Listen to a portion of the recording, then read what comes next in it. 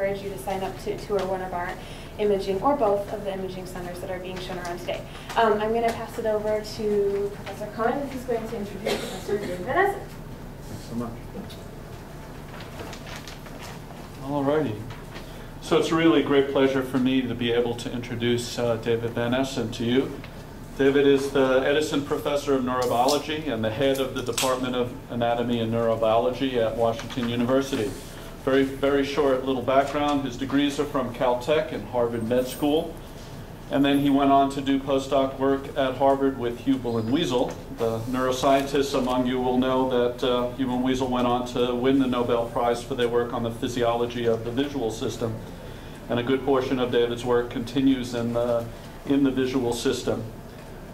David has been the editor-in-chief of the Journal of Neuroscience, the president of the Society for Neuroscience, founding chair of the Organization for Human Brain Mapping.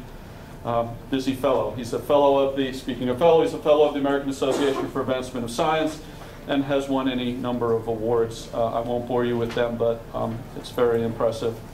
Any of you who have ever seen the justifiably famous wiring diagram of the visual system with no fewer than 32 different visual cortical areas and incredibly elaborate and hierarchically organized connections among them have David Van Essen to thank. Blame.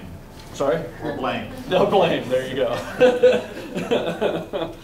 And that kind of approach to a system, what are the regions and how do they interconnect and how does that a whole elaborate connectivity give rise to the properties we care about, leads to his current post and his current passion. That post is director of the Human Connectome project, and that passion, if I may be so bold, is the amazingly ambitious goal of really basically providing the wiring diagram of the entire cortex, if not the entire brain, characterizing brain connectivity, how it varies across individuals, and how that relates to cognition and behavior. Amazingly ambitious, amazingly important, requiring the development of new tools and the synthesis of an amazing amount of information that plots the course for the future of our field, if I may be so bold. So it's a great pleasure to introduce David Van Essen.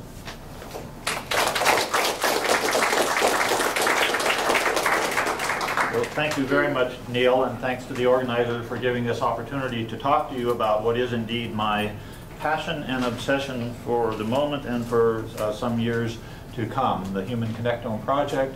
Let me try to put it into context by reviewing some important factoids. So each of you has about 1,500 grams worth of tissue containing not quite 100 billion neurons overall. The dominant structure is the one we see here, the cerebral cortex, 80% of your brain mass, but only 20% of the neurons. It's got the great majority of the synapses, 150 trillion or so, and the wiring in the white matter is about 100,000 miles worth by some estimates.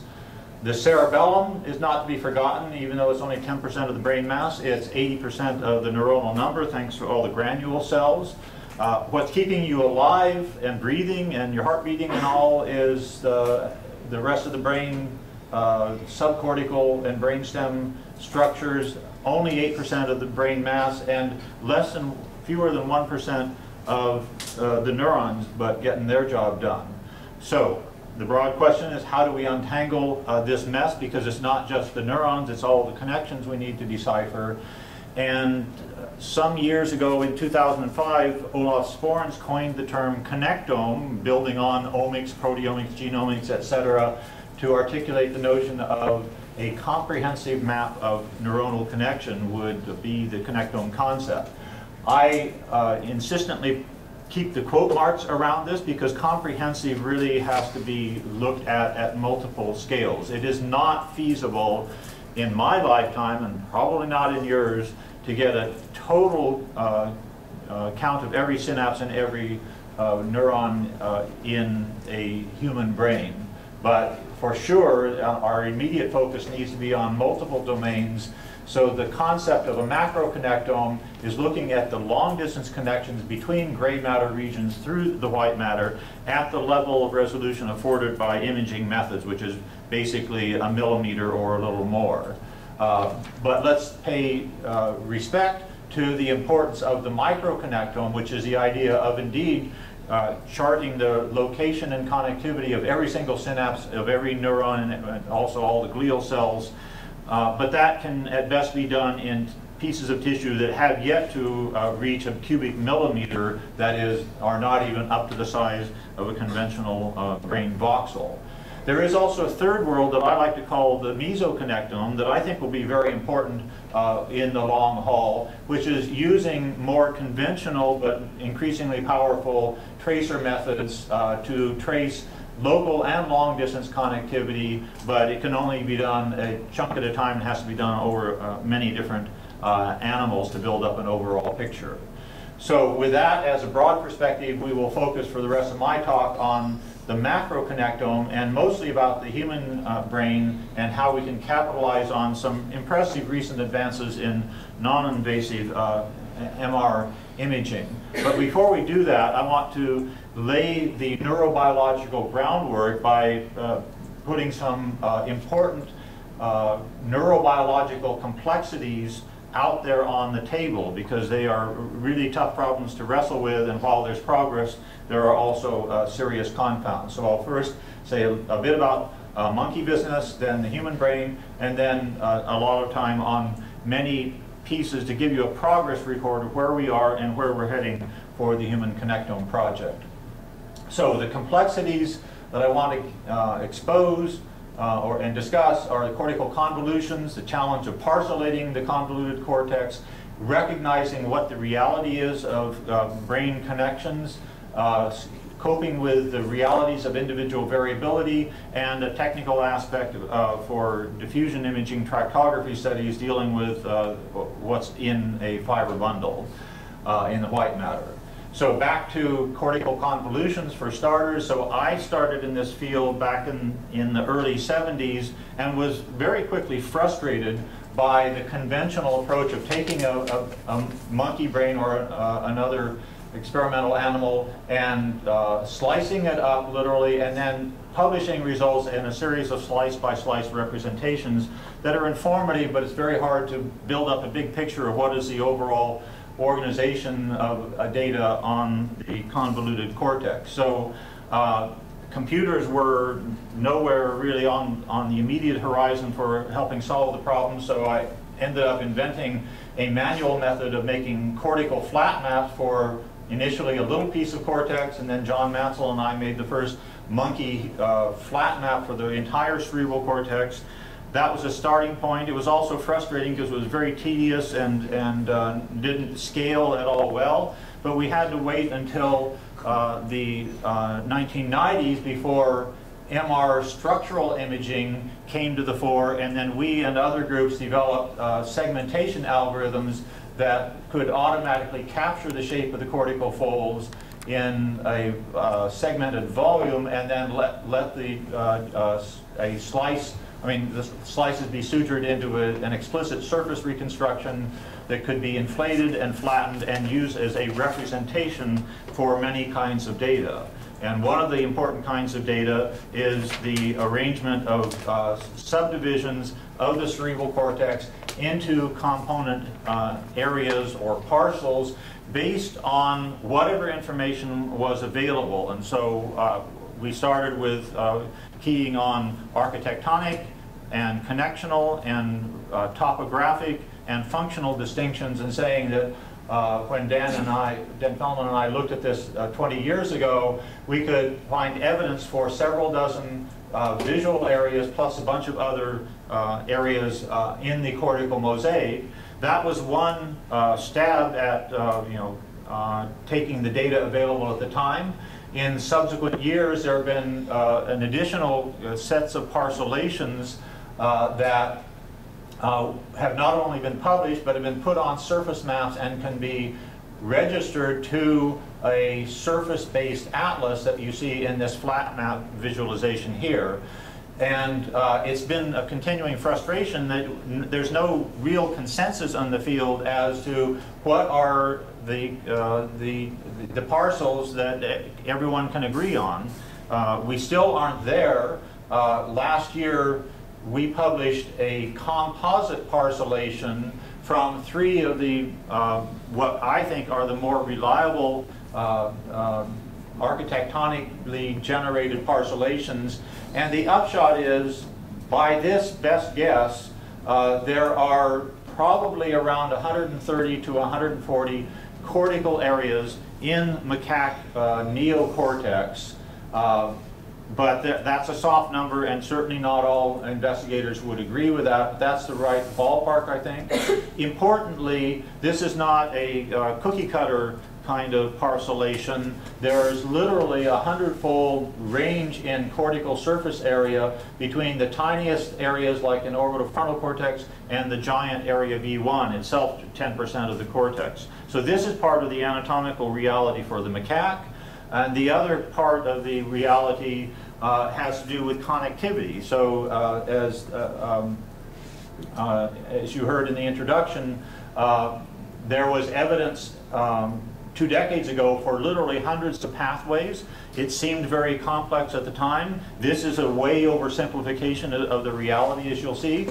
But we published not only this wiring diagram in the way you see here, but we also in the same paper published what we called a connectivity matrix, and what I would now also equate to a parcellated connectome, 32 by 32 matrix, saying is there a connection or not. So this is just a binary version, but the concept of encoding connectivity by a matrix representation has that kind of history.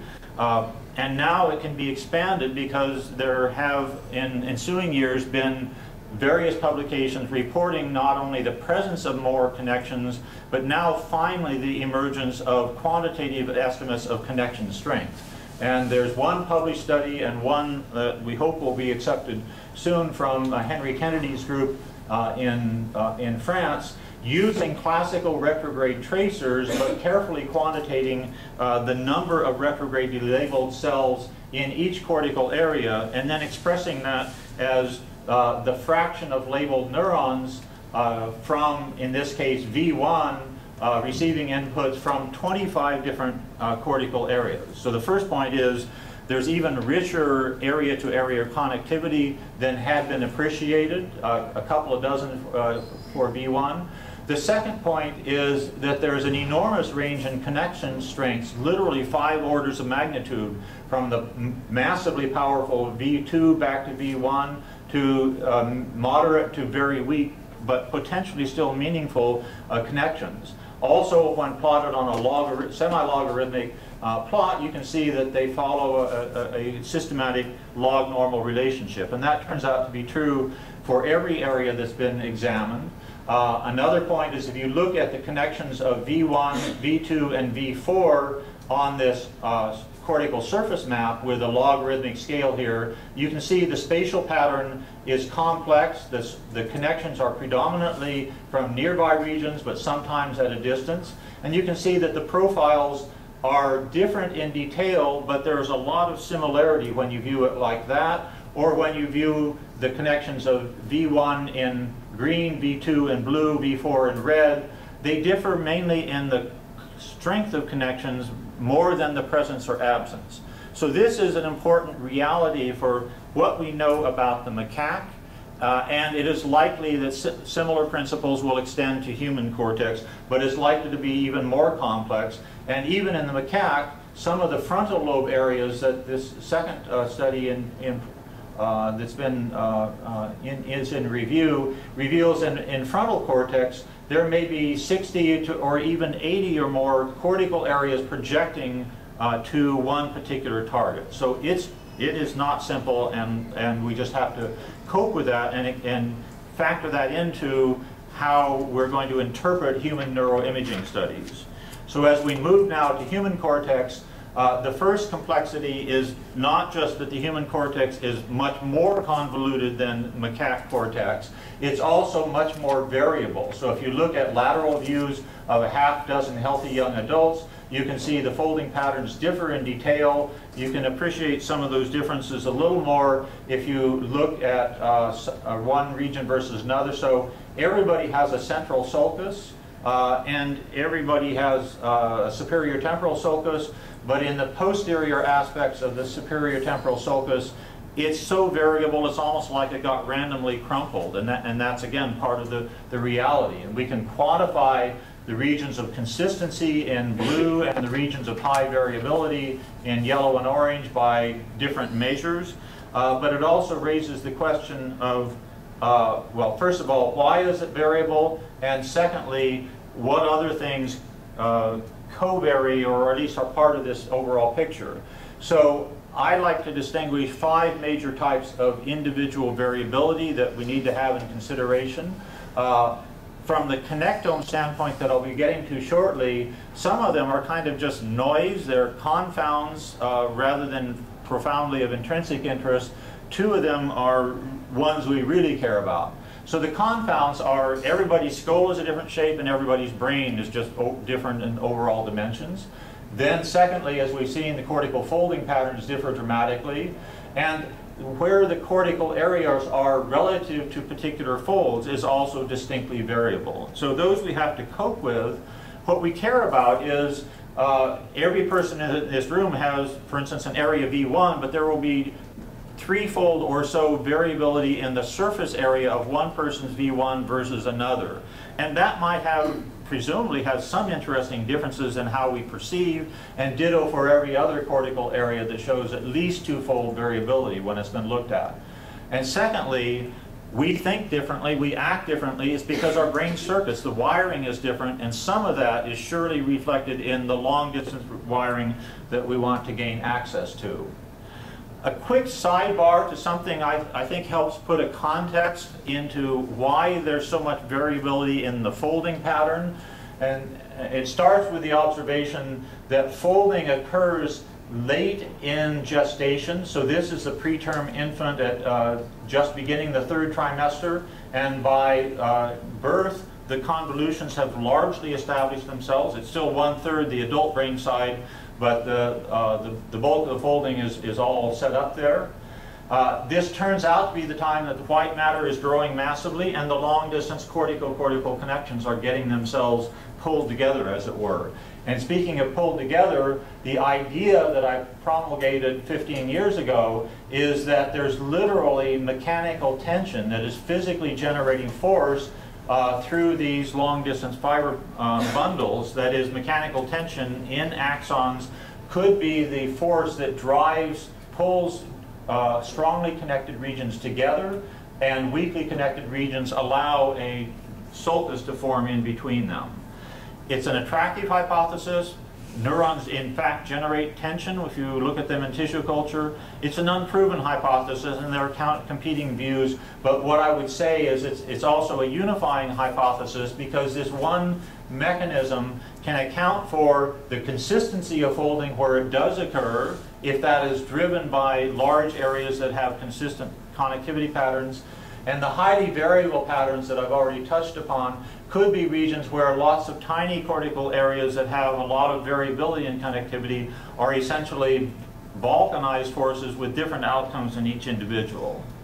With that in mind, whatever the source of the variability, if we're going to compare across individuals, we have to have good ways for compensating for individual variability in the folding patterns and comparing one region versus another with some confidence that they are, as best as we can manage, representing corresponding locations. And that leads me to the very important idea of brain atlases as a common anatomical substrate for making comparisons across individuals. So if you take one individual MR scan slice versus another, the folding pattern is different. There have been a variety of volumetric registration strategies, most recently nonlinear registrations such as FSL's FNIRT is how it's pronounced, This is a nonlinear volume atlas that achieves excellent registration of the subcortical structures and better than some but not great at registration of these convoluted regions of cortex. To register the cortical regions optimally, we need to have a surface-based approach. And the best one currently available starts with the free surfer method of not only generating the surfaces, but registering them through a spherical nonlinear registration paradigm to generate an atlas. And we, for the Connectome project, have taken it one stage further from free surfers, independent left and right hemisphere atlases, to a pair of left and right hemispheres that are identical in shape to what free surfer generates, but have been registered to a common atlas target so we can identify corresponding locations in the left and right hemispheres, and as you'll see, be able to explore hemispheric symmetries and asymmetries using this approach. So with that in mind, what I would say is there has been progress in generating progressively more accurate surface and volume-based atlases, but they are not perfect. They still don't achieve precise registration, particularly in some regions of high variability, and so atlases will continue to evolve, and I'll touch upon one of the ways that can happen towards the very end of the talk. But with these atlases, we can also paint them with parcellations of human cortex, just as we did for the macaque cortex. So there's the classic Brodmann parcellation, which is still widely used today because there's no other atlas that is surface-based and comprehensive with regard to staking out a claim for nearly all of cerebral cortex. But the Brodmann atlas is seriously inaccurate in a number of places, or incomplete, especially because it's too coarse-grained. The German group of Zillis and Amunds et al. Have generated a set of cytoarchitectonic atlases that have been accurately registered to the cortical atlas by Fischl et al. And we can have probabilistic atlas representations that encode some of the variability that persists in these maps. And then we've taken it a step further and generated population average composite maps for a set of architectonic subparcellations and also retinotopic parcellations from published studies. And what you can see here is a current state-of-the-art that has slightly over 50 surface mapped areas, which in aggregate cover about a third of human cerebral cortex. And that leaves the majority of cerebral cortex for which there's, claims have been staked, but there have not been accurate surface maps generated, and that leaves a large lacuna that is going to be filled in by progress from the Human Connectome project as well as other efforts that you'll hear about. So finally, let's shift gears and jump into the Human Connectome project proper. A quick historical reflective. It was only 20 years ago that Nobel laureate Francis Crick and Edward Jones bemoaned the backwardness of human neuroanatomy. Not only the lack of data, but the lack of methodology at the time for exploring human brain anatomy and connectivity.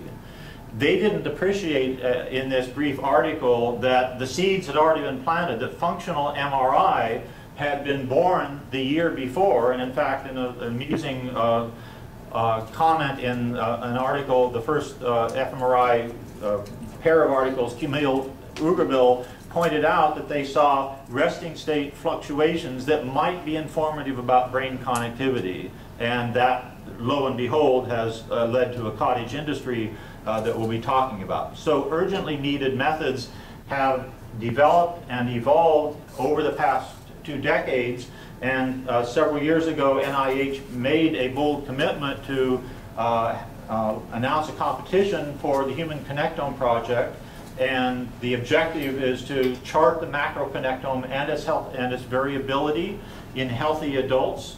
And the WashU in Minnesota and 8 other institutions got a $30 million grant to get this effort underway. There's also a parallel grant by MGH to develop what they've already succeeded in, a customized MR scanner that is also providing value added to this effort. But I'm going to focus on our WUMIN, as we call it, Connectome Consortium, that has 10 institutions, all 90 people working on various aspects of this complex and exciting project. And let me just run quickly through our overarching objectives. Our target is to study 1,200 healthy adults, drawn not off the streets of St. Louis, but rather from a population that we have access to, of individuals born in Missouri, and where we can identify twin pairs, and for added analysis power, their non-twin siblings in a way that gives us the greatest information about heritability and genetic analyses. As you'll see, we're using cutting-edge neuroimaging methods that involve, as the core scanning device, a single 3T Skyra from Siemens with a customized gradient that just arrived in WashU and has been handed over to us just yesterday when it got tuned and ready to go.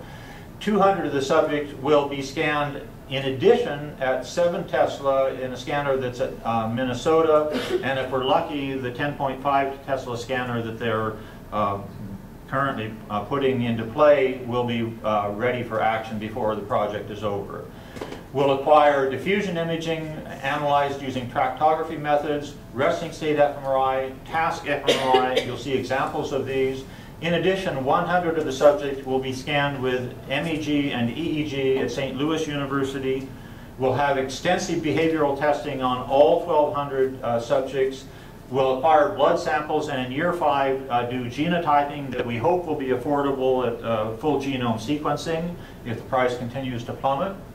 And then all of these data will be made freely available on a targeted quarterly release strategy.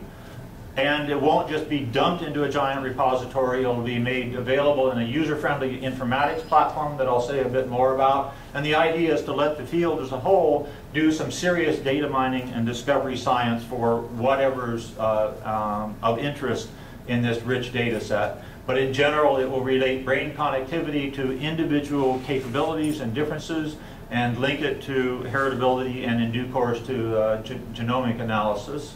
And then NIH didn't do this just out of their intellectual curiosity. It's obviously driven by a hope and expectation that these data will provide an invaluable baseline for future studies of any number of brain disorders, as well as neurosurgical and developmental and aging-related questions. We are just about 2 years into this project, and we have 1 more month of intensive refinement and optimization.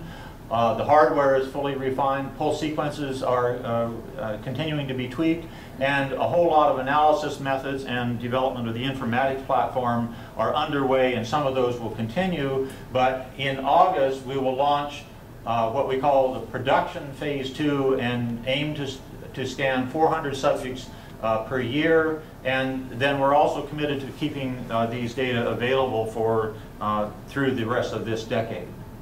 A word about the informatics structure, because that's near and dear to my heart. We estimate that there will be a petabyte's worth of data that's worth keeping, because we want people to access data at many different levels. It'll be placed on the Connectome DB database that is built on the XNet platform that Dan Marcus has grouped. Much of the processing will be done on a high-performance computer that we were fortunate to acquire through Fred Pryor's work. You'll see examples of the visualization and analysis platform Connectome Workbench that my lab has spearheaded the development of.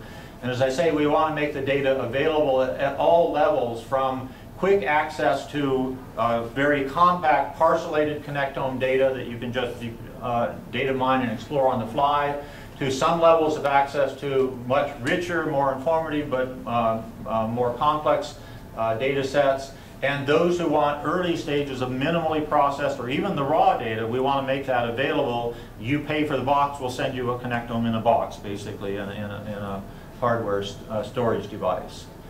let me illustrate some of the advances that have occurred on the front end of this, because they're not only important for the Connectome project, but we hope they will percolate out into the field more broadly. So conventional multi-slice imaging is acquire a slice at a time, and then it typically takes many seconds to capture data from an entire brain volume, especially if you're aiming for high resolution. So Camille Ugeril's group at Minnesota has spearheaded the development of what's called multiband imaging. And the basic idea is to excite multiple slices. Here you see 4, but we're going up to multiband 8 for the fMRI imaging. Excite the slices simultaneously and then more quickly cover the entire brain volume. And then use, in our case, a 32-channel head coil to work backwards and interpolate what is the signal coming from one slice or another through a matrix inversion process that, lo and behold, works impressively well. And I'm getting ahead of myself methodologically, but this is a resting state fMRI analysis, and basically from Steve Smith's et al. Analyzed the standard acquisition that has 2.5 seconds per brain volume, or TR, and when analyzed using the accelerated 4-fold or 9-fold, basically there's a big gain in the signal to noise. The pictures look prettier, and estimates of the signal to noise for the baseline normal acquisition in blue versus the accelerated shows a robust improvement in performance. And we'll come back to the methodology that underlies that. But first I want to say a bit about where we are with structural connectivity. First of all, scoping out the problem, the white matter of the brain. On the good news side, we know from just literally classical brain dissection anatomy that it's organized in fiber bundles that in many cases, many regions, are organized coherently into fascicles that are aligned with one another. But bear in mind that each one of these fascicles contains literally several 100,000 axons per white matter bundle, and they aren't always going in parallel with one another. There are any number of places that even the classical anatomists recognize that there are crossing fibers, because there's a lot of traffic getting from each cortical area to all of its targets. So to attack this kind of problem, the fundamental anatomical imaging method is diffusion imaging, in which you take a structural image for starters, but then the diffusion imaging sequence is able to estimate the diffusion that is faster in some directions than in others, and one can get a map of diffusion anisotropy just along the several axes and color-code it to show the dominant fiber bundle orientation. But if we want to capture not just the dominant fibers, but also the crossing fiber matrix, we have to use high angular resolution. We'll be gathering data probably from about 500 different directions or angles, and then using sophisticated reconstruction methods to estimate fiber orientations for the dominant and secondary, and in many cases the tertiary or fiber bundles, as accurately as we can. To get these data as high as quality as possible, we first of all are using a customized scanner I alluded to before. It has a number of hardware features that give us 100 millitesla per meter gradient strength maximum, and that's 2.5 times the standard Siemens scanner. And empirically, we're finding it's a big win in terms of the quality of diffusion imaging data that we can acquire. In addition, these multiband acquisitions that I'm alluding to give us a faster frame rate and allow us to get more data per unit time and higher quality data. So we expect to be getting voxel sizes of about 1.25 millimeters, which is about 4-fold better volume-wise than the standard 2 millimeters that has been state-of-the-art, as well as better methods for analyzing fiber orientations and their dispersion. And then once we get these kinds of data per voxel, we have to not connect the dots, but connect the lines, the oriented fiber bundles. And that is the process of tractography. And that's also a rapidly evolving field. And I want to just touch upon a couple of the methodological issues.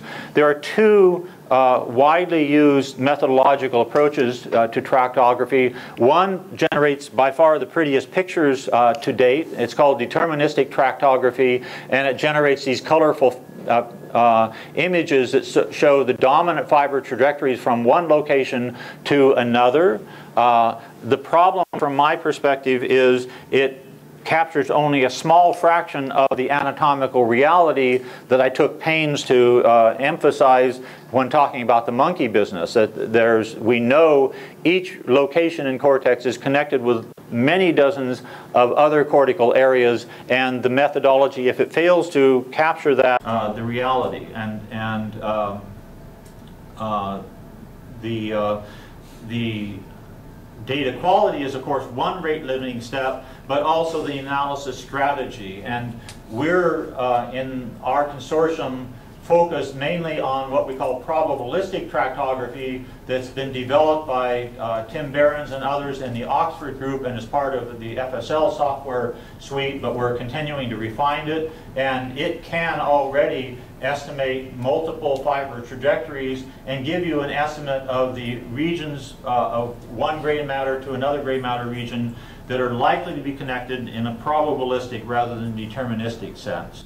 We're also adding to this equation the ability to map connections to cortical gray matter and use surface representations to show, for example, a early version, very preliminary data of probabilistic tractography from one location to various others, and a different location has a different pattern of connectivity, and we want to improve the analysis as well as the visualization methods.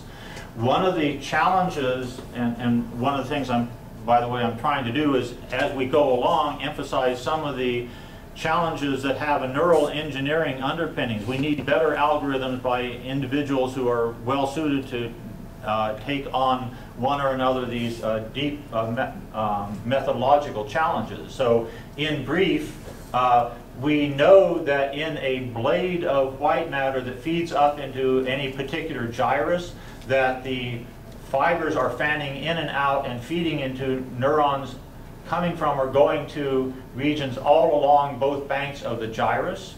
What tractography algorithms currently see is a huge bias in favor of the gyral crowns, because that's just the way that the data are dominated and the analysis method helps foster.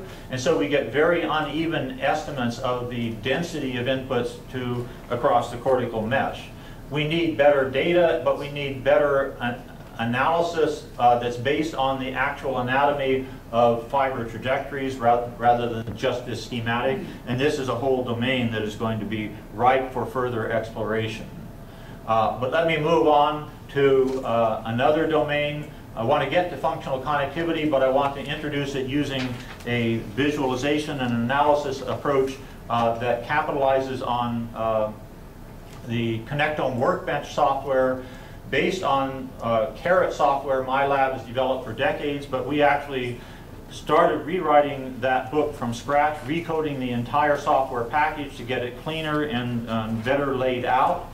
And earlier this month, we just released Connectome Workbench 0.51. You can download it, the software, and pilot test data sets and a tutorial, capitalizing on a lot of work over the past couple of years to develop the platform to this stage. It's got a lot of nice visualization features. We're basically trying to configure ourselves for efficient whole brain analysis fitting the human connectome endeavor. So we can have one window that shows whole brain cortical views, left and right hemispheres from both lateral and medial aspects. You can spin them around and zoom them. And in another side window, you can have the brain volume visualize all the subcortical slices in a montage that lets you see as much of the brain as you're interested in.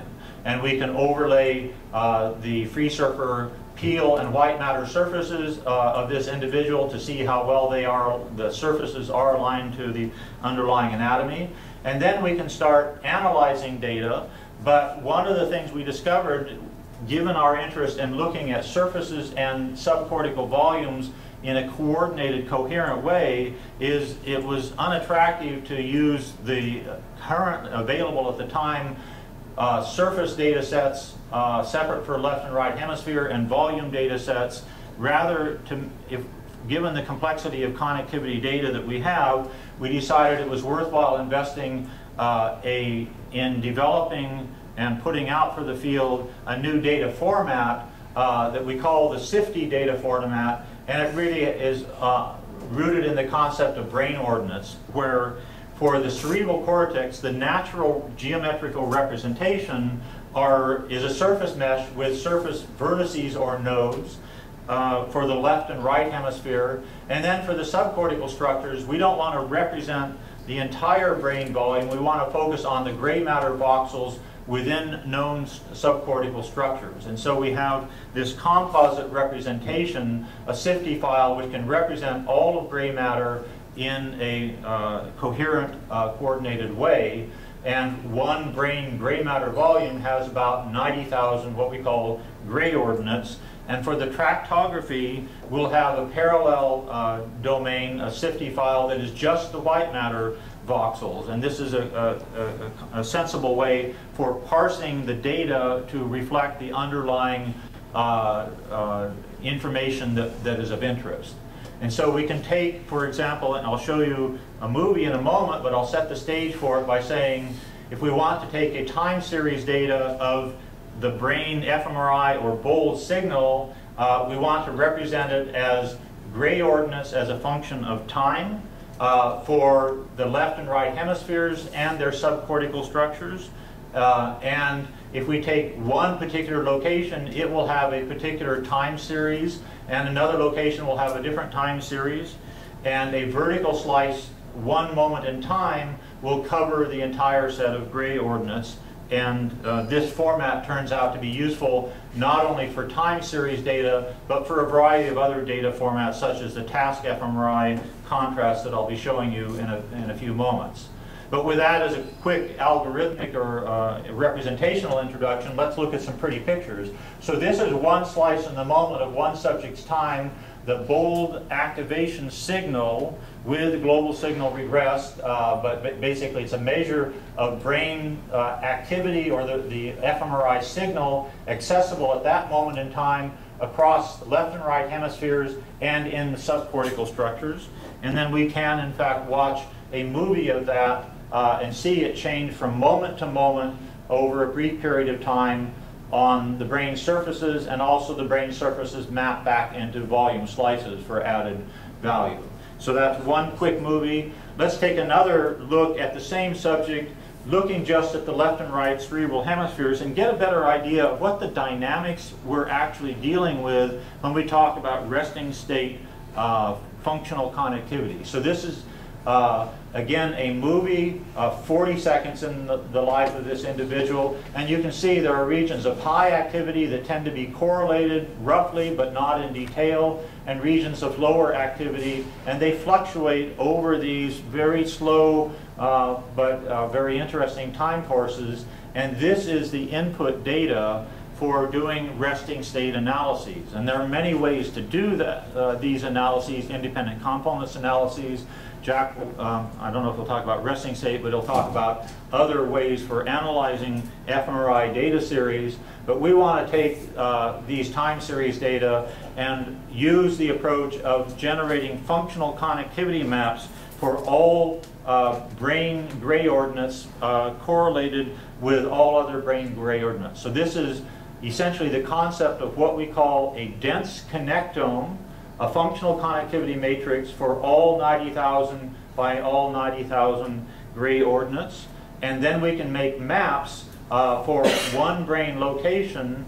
Here is the functional connectivity map generated from this time series data. Another brain location has a very different functional connectivity map. And we want to be able to probe these, capitalizing on the high spatial resolution that are available in our acquired data sets. That poses a challenge from the fact that 90,000 by 90,000 gives us about a 30 gigabyte data set for what we call the dense connectome of one subject for one modality. And that's not something you want to go shipping over the internet willy-nilly.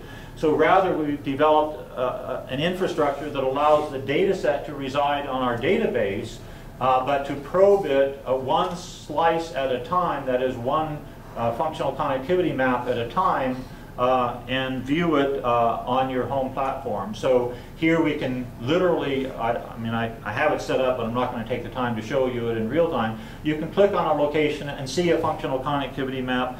Click on another location and see nearby the functional connectivity is very similar, and then probe another location and see a totally different functional connectivity pattern. And access to that information gives you the ability to probe functional connectivity at high spatial resolution. And then there are other kinds of questions one can start to probe, such as network dynamics. The correlation analysis I showed you before kind of looks at cross-correlation across the entire acquisition time, which for the Connectome project will be a full hour.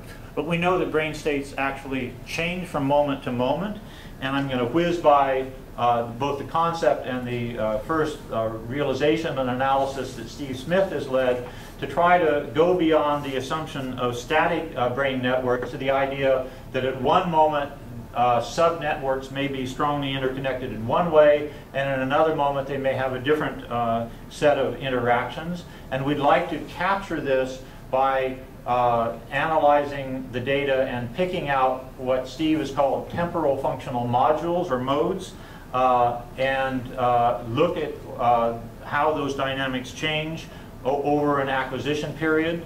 And I'm not going to try to explain it in detail. I'll just say, whoops, there was a nice movie.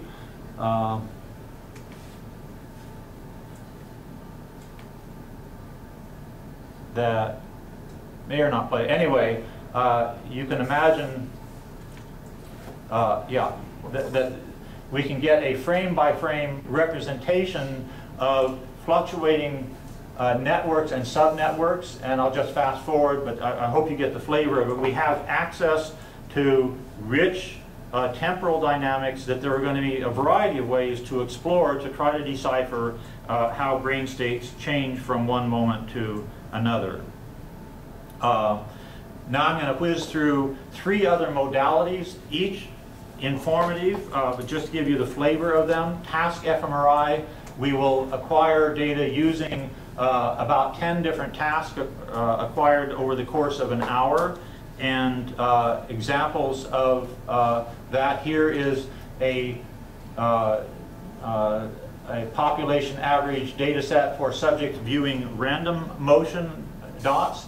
And here is the same population viewing structured motion, biological motion simulation. If you take the difference of them, you get a signal that is emphasizing the specialization for biological motion. We can take a different task and look at face activations, or in this case, place activations in medial aspects of the hemisphere.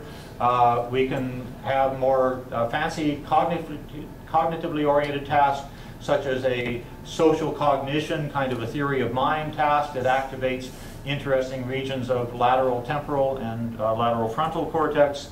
Working memory activates its own complex domains. So this is the flavor of the task activations and the kinds of analysis and visualization options that will be emerging from this component of the Connectome project. We'll spend 2 hours or so with each subject capturing information about their behavioral capacities and performance using the NIH toolbox developed at Northwestern, plus a number of other tasks that emphasize everything from cognition to personality to sensory processing, intelligence, and variations on those themes. And the idea is to not only acquire extensive phenotypic data, but to the extent that's feasible, acquired in a under an umbrella that will be similar to other projects that are emerging, that are exploring behavior and connectivity arrangements. Magnetoencephalography is a powerful technique in terms of giving access to fine temporal resolution, literally at the millisecond level, but it's very limited in spatial resolution. But especially since we'll be acquiring it from twins who have also been scanned with fMRI, we expect that it'll be very interesting to explore resting state networks and functionally activated networks in individuals using this complementary modality. I spent a couple minutes talking about brain parcellations, but I'm going to really whiz through this. I've alluded to the problem. 30 gigabytes per dense connectome makes it tough to analyze and parse out the essential network relationships.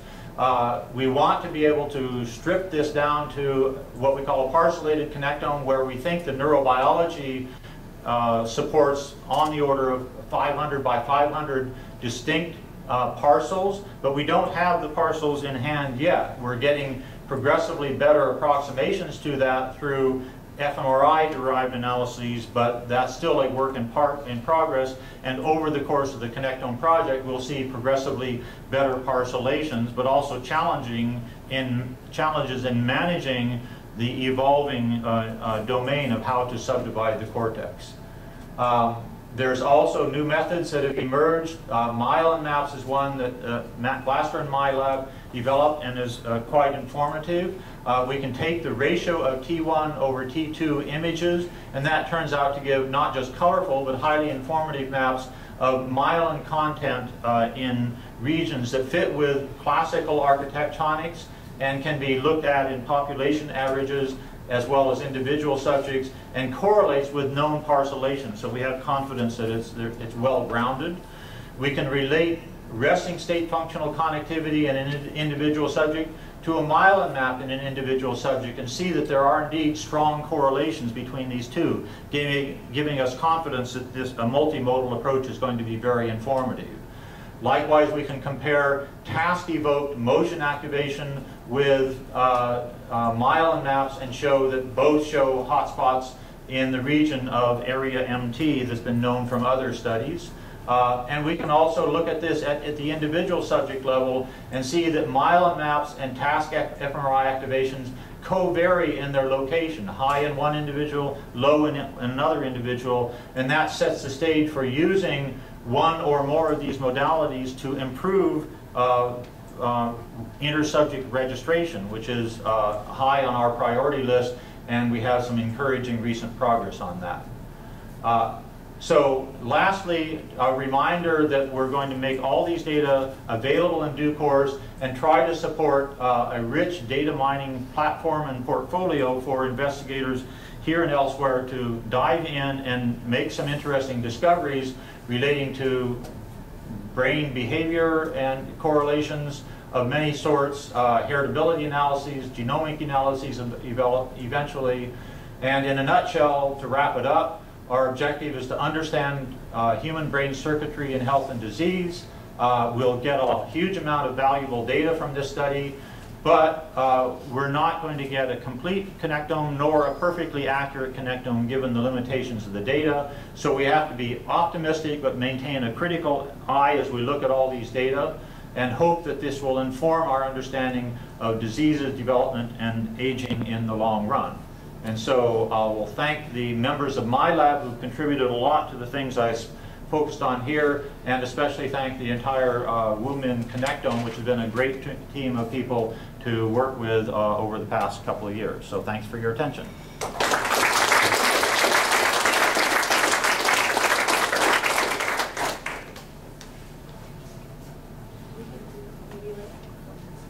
Okay, a little time for questions, if there are questions. Sure. I counted about 6 hours of participation per subject, maybe? Sorry, the what? I counted about 6 hours of participation per subject. More than that. So subjects will come for 2 days. They'll have 5 hours of scan time plus all the behavior and everything else that goes on, time in a mock scanner. So it'll be a full 2-day experience. And we have confidence, because Andrew Heath has worked with this subject pool before, that we will get good participation, but that's a critical part of actually making it work.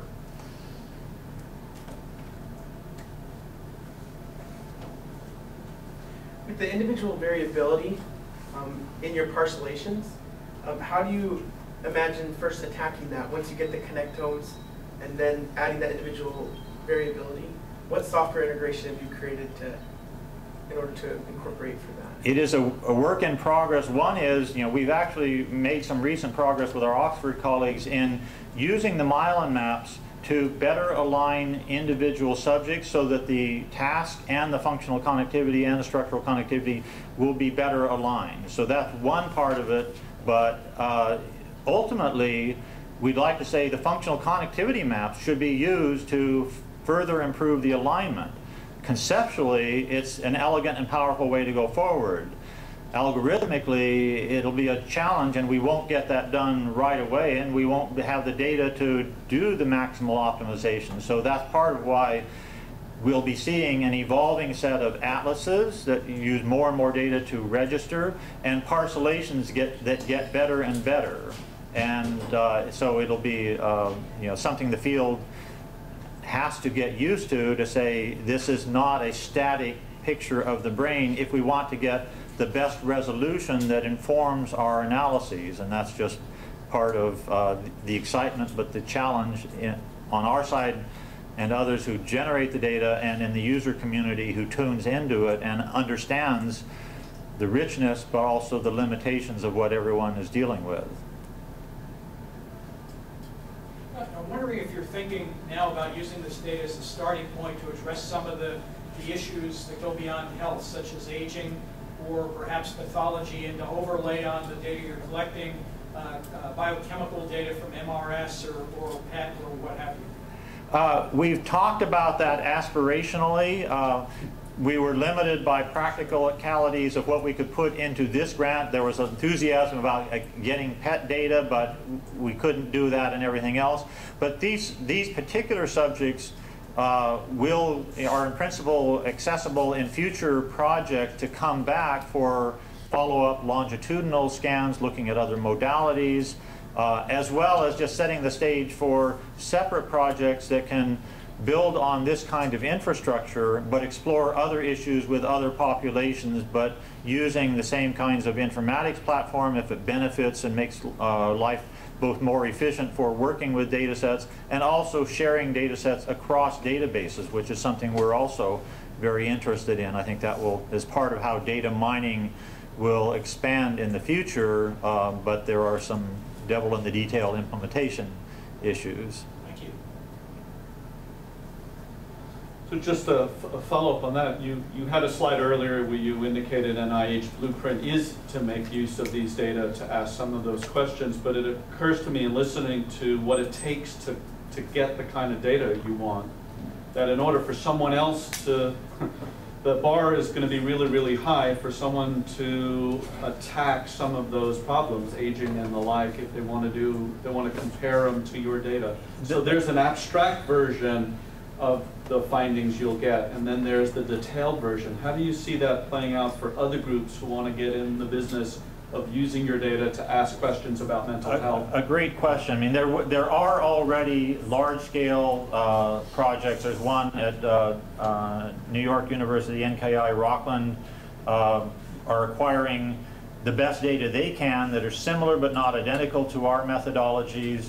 And others are going to be welcome to use as much or as little as they like of our protocols and our infrastructure for handling it. So the bar will be lowered by freely sharing the tools as well as the data. It's still going to be a challenge, and we're, for instance, very interested in analyzing the NKI Rockland data set, an independent cohort that will be also made freely available and will allow the field to say, for two different data sets, when you do comparisons across groups, and that group will include different ages ranges and different mental health states, it'll provide a basis for saying, how do we as a field make comparisons that are well-informed and robust and are not caught up by the pitfalls of cross-study comparisons. We don't have all the answers, but I think that the community can start thinking seriously about how to solve that, given the combination of an expanding set of very rich, large data sets, plus the importance of customized, targeted data sets that will still be very valuable in their own right, but I think the value will be added if they're put into the context of these larger data sets. But there will be challenges in doing that well, and investigators and study sections will have to think hard about how to do that. So thanks so much for the great